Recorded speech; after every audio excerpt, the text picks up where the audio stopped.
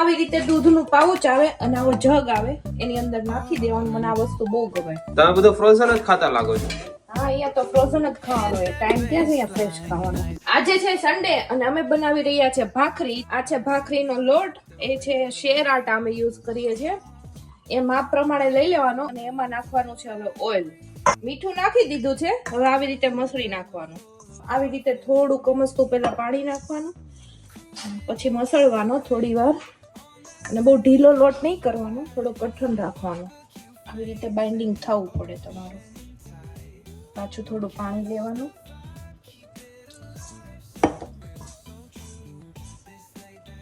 આવો એકદમ મસ્ત ટાઈટ લોટ બાંધવાનો.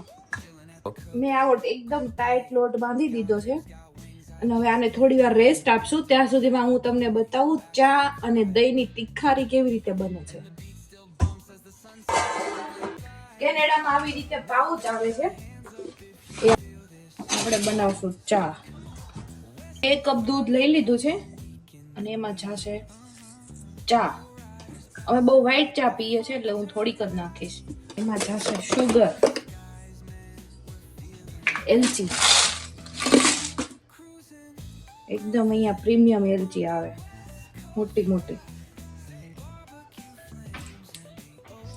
આવી રીતે ખોલી આપણે એમાં નાખી દઈશું.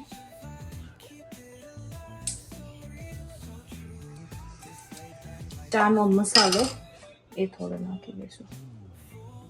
હવે આપણી આ ચા ઉકળે ત્યાં સુધીમાં આપણે બનાવશું દહીંની તિખારી.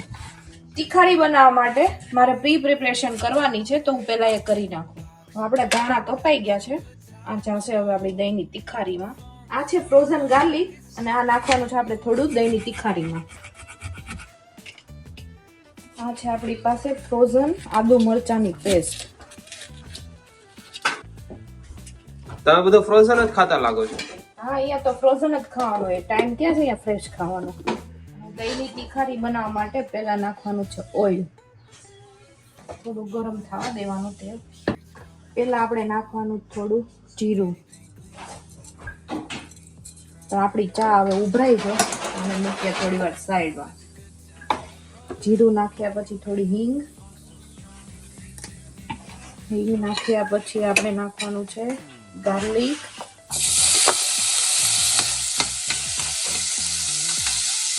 આદુ મરચાની પેસ્ટ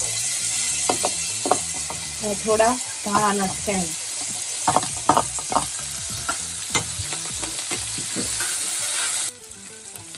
લસણ મરચાની પેસ્ટ લાલ તો એ હું થોડી નાખીશ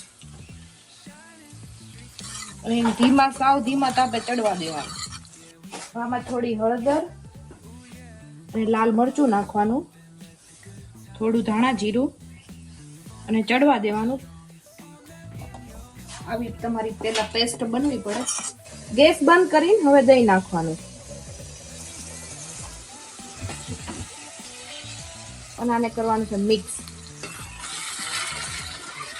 અને ઉપરથી થોડા નાખવાના છે ધાણા. આ છે આપણી દહીંની તિખારી રેડી. અને ગરમ કરવા આપણે મૂકી દીધી છે તાવડી. આ ગરમ થાય ત્યાં સુધીમાં આપણે વણી નાખશું ભાખરી. આમાંથી થોડો લોટ લઈ લેવાનો આવી રીતે.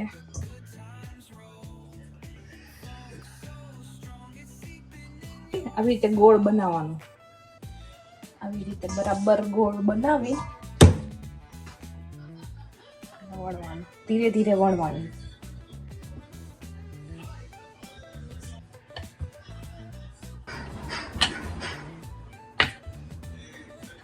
આટલી થિકનેસ રાખવાની ભાખરીની. આવી રીતે નાખી દેવાની. ચડે ત્યાં સુધીમાં આપણે બીજી વણી નાખશું.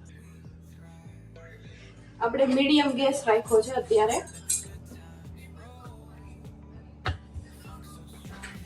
આવી આપણી ભાખરી ચડી ગઈ છે એટલે આને બીજી સાઈડ ચડવશું. બીજી સાઈડે ચડી ગઈ છે અને થોડી વાર આવી રીતે ઊંધી રહેવા દેવાની. આ ભાખરી આપણી ચડી ગઈ છે. આમાં લગાવશું આપણું દેશી ઘી, ઘરે બનાવેલું. ઘીથી લબાલબ કરી દેવાની ભાખરીને. આપણી આવી રીતે એક સાઈડ ભાખરી ચડી ગઈ છે અને એક સાઈડ કાચી છે તો આ સાઈડ ઊંધી કરીને આપણે આને ચડવા દેવાની. આવી રીતે બીજી સાઈડ ચડવા દેવાની. પ્રોપર આપણે આ પાછળની સાઈડ ચડી ગઈ છે, તો આને થોડી વાર આવી રીતે ઊંધી કરીને ચડવા દઈશું આગળની સાઈડ. બસ હવે આપણી ભાખરી થઈ ગઈ છે આવી રીતે રેડી. અને આને આપણે ખાવાની છે દહીં તિખારી અને ચા જોડે.